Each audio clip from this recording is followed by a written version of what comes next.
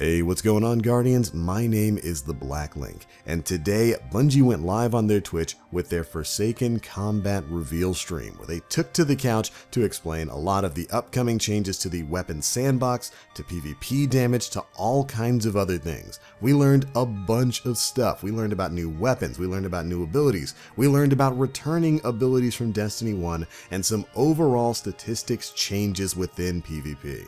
That live stream was absolutely chock full of information, and we're going to do our best to condense the most important bits of news that came out of today's live stream in this video right here. We're going to be showing off some gameplay from the live stream that demonstrated some of the new abilities, some of the new weapons, and the way the new mod system's going to work.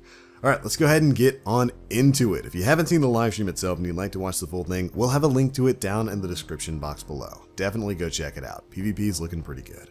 Alright, so of course, this Forsaken Combat live stream had really two goals. One was to demonstrate and explain the incoming weapon system changes, you know, with your primary, your secondary, and your power weapon, and two was to explain how exactly this is going to impact the Crucible environment. And so, of course, they started things out by explaining a little bit of the mindset behind the weapon system change and how things are going to work. Essentially, when the August 28th update goes live, a little bit before Forsaken comes out, your weapon slots are of course going to be seeing a change, but some of the weapons that you use are going to be seeing some changes too. First things first, if you've got an energy weapon or a power weapon right now that can change element, well, whatever element you've got it on right now is the element it's going to be stuck with when Forsaken comes out, because they're going to remove the ability to swap the elements of certain weapons with mods. Additionally, some of the weapons you're using right now are going to be swapping slots. A great example of this is Hawthorne's Field Forged Shotgun. That's going to become a primary weapon when this August 28th update goes into effect. And they talked a bit about how the ammo economy is going to work with that. Basically, when you've got your normal primary stuff like auto rifles and scout rifles and stuff like that, it'll show you the ammo type that you'll need to pick up in order to get ammunition for that weapon.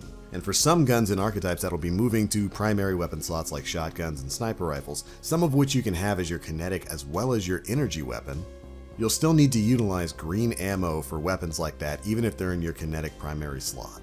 But as a part of this live stream, we got to see a bunch of brand new weapons as well as some current D2 classics that have seen some changes going into Forsaken. Now, there are way too many new guns in here for us to focus on absolutely everything, but safe to say we got a great look at the Ace of Spades, a new shotgun called the Parcel of Stardust, complete with Rampage and Threat Detector by the way, and even some of the new exotics like the Wish Ender, the Trinity GHOUL, and more. But more importantly than all these base weapons, of course, was the fact that random rolls are in full effect. Meaning at long last, your 10th Better Devils might actually mean something over the first 9.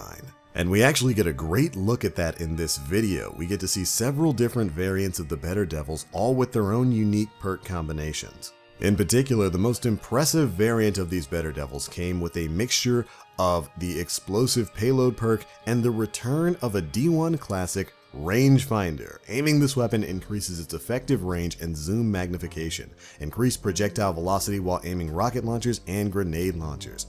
That's right, that staple of hand cannons back in D1 is coming back. We also got to see some other great combinations on different Better Devils, and a version of the Crooked Fang linear fusion rifle that came with box breathing. That's a fantastic perk. It's of course from the Ikelos sniper rifle right now, and it's very similar to the Darcy special ability of aiming down sights, locking onto a target, and then getting bonus damage. That's kind of a perfect fit for linear fusion, so I'm very happy to see that perk added to the move pool there. And of course, the entire notion of random rolls returning to Destiny is something that's very exciting for me. That's a huge part of the grind for loot, and so long as a lot of the perks that are being added to the perk pool with Forsaken are good, we could have some really great combinations on our hands. But it's of course not the only big change that's coming to these weapons. The mod system has been completely revamped, and they give us a great look at some of the incoming mods that we'll be getting our hands on when Forsaken goes live. First things first, all legendary weapons will have a mod socket now. The only thing you won't be able to mod, of course, is exotics. And we actually get a great look at all of the mods that they've got available. First up is Freehand Grip, which increases accuracy and ready speed while firing from the hip. Then we've got Backup Mag, which increases your weapon's overall magazine size. We actually get to see them activate this on a scout rifle. It took the magazine size from 16 up to 19. Icarus, which improves accuracy while airborne. Targeting Adjuster, where this weapon gains better target acquisition, basically like the Hidden Hand perk of old. Radar Tuner, where the radar immediately returns when you stop aiming down sights. Now, this was a very interesting one. We actually got a quick display of it towards the end of the live stream where they took out a couple of shotguns, modified one of them with this. And yeah, you get your radar back almost instantly after you stop aiming down sights. Should be very helpful in PvP. After that, we've got Minor Spec, which deals extra damage against rank and file enemies. Major Spec, which deals extra damage against powerful elite enemies. Boss Spec, which increases damage against bosses and vehicles. And finally, Counterbalance Stock, which reduces recoil deviation for weapons. That's right, Counterbalance is making a return, not as an armor perk, but actually as a weapon mod. And there we go, that's it for the list of mods that they showed off during this live stream. And I have to say, this looks pretty good. This is kind of the exact sort of thing I wanted to see. When they talked about revamping the mod system, I always thought that mods should have been more than just the +5 to power or just changing of elements, even though the element modification thing is cool. These modifications are what I wanted. They're adding tangible gameplay altering abilities to your weapons, like Counterbalance is going to help you mitigate that recoil a little bit more. Those mods that help you take out enemies in PvE even easier. And of course, stuff like Icarus to give you extra in-air accuracy. This is a fantastic change for the mod system, and it's going to be completely replacing the +5 system we have for mods right now. So mods in Forsaken will no longer add to your weapon's power. They'll just be here to alter the ways you use your guns. Additionally, the way you'll be getting mods is that they'll drop on or with your weapons, and dismantling a weapon that has a mod on it will drop that mod for you so you can apply it to another weapon. So let's say you're going through Better Devils and you get one that isn't quite the role you want, but it's got the Icarus mod or something on it. You can actually dismantle that, get the Icarus mod, and then apply that to whatever weapon you want.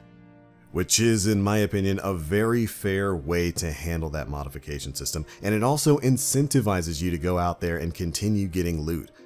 Yeah, you might not always get that perfect god roll that you're looking for, but you can actually take some of the other non-god roll weapons if they've got great mods on them, dismantle them, get the base mods, and then add those to your favorite guns. I love the way this is working.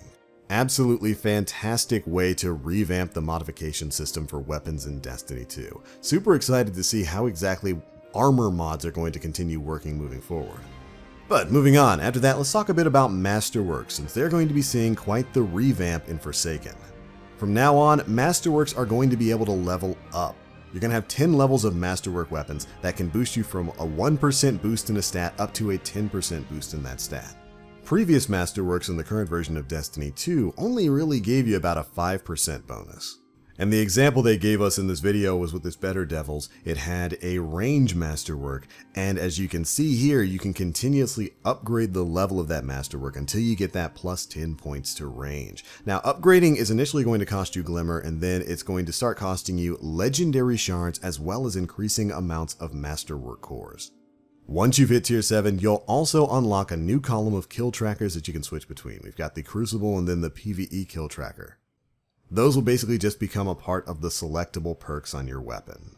And there we go, that's all we learned about Masterworks, at least for weapons this time around. Masterworks are still going to be available on armor and of course on your exotics, where they're more like a questline sort of thing that you can kind of go through and unlock by completing certain exotic-based requirements. But for weapons, that's what you're going to be doing. These are no longer just going to be a thing you just kind of pop once you've got enough Masterwork cores. When you get a weapon, you're going to be able to sequentially upgrade the level of benefit that you get from that Masterwork moving forward.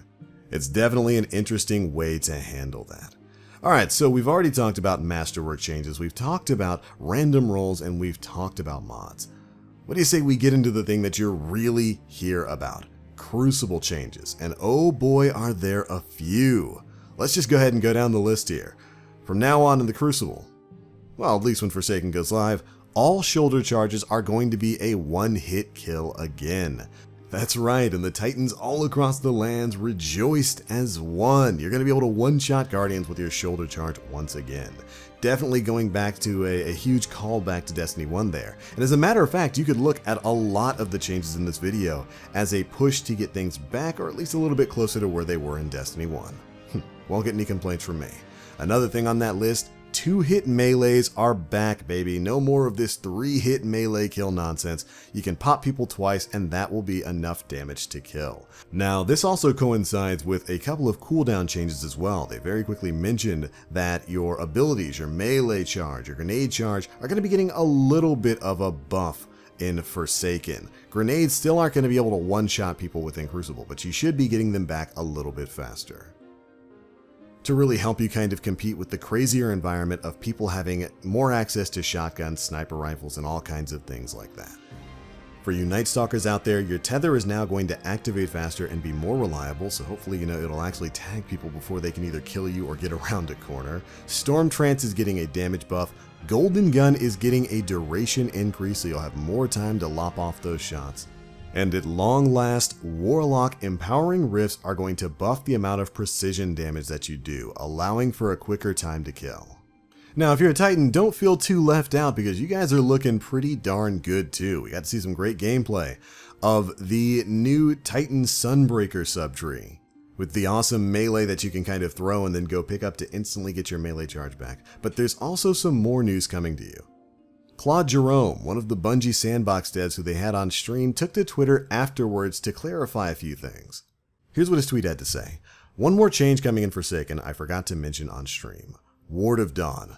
Ward of Dawn will be significantly harder for enemies to destroy, and allies inside of the Ward of Dawn have a stronger overshield as well as buffed melee damage. Big change coming to you bubble bros out there. I like the stronger overshield. It kind of brings back some of the hints of the armor of light that we used to have back in Destiny 1. So definitely don't feel too left out. Class ability wise, Titans are looking pretty good in the new environment. Now let's talk a little bit about weapon damage, because of course that is one of the most important things when it comes to Sandbox changes here. And we got to see it. Everybody was super excited about the 3-tap hand cannons. That is definitely a thing based on archetype within this environment. Honestly, the game does look like it moves a lot faster and the time to kill has been reduced.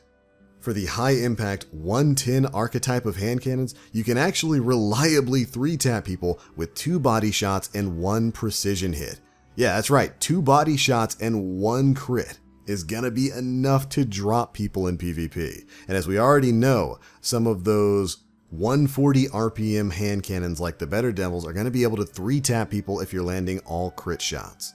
These, of course, are some of the biggest changes that I am most excited for when it comes to the updates within Forsaken. I've been really wanting a faster overall Crucible environment, and especially with the move to 6v6 and the changes to the weapon slots and all these other crazy things where you can have individuals running around with triple shotguns or sniper rifles as their primaries and all sorts of fun combinations. I honestly did believe that the time to kill did need to be reduced if we were going to be contending with all of the shenanigans that are going on in the Crucible right now. And that definitely looked like it was the case within this live stream. The time to kill had definitely been reduced for primary weapons. Either way, the gameplay we got to see today was fast, it was frenetic, and it definitely looked like it was at least starting to take some steps away from the team shot meta we've come to know over the past year. But alright Guardian, that's it for some of the biggest bits of news that I can pull from this right now. There's still so much more to talk about even within the live stream here that we will be covering in later videos, so make sure you're staying tuned. But if you want my overall thoughts, I thought today's live stream was pretty cool. I would have loved to learn a bit more about some of the class abilities and some of the changes coming to armor within Forsaken.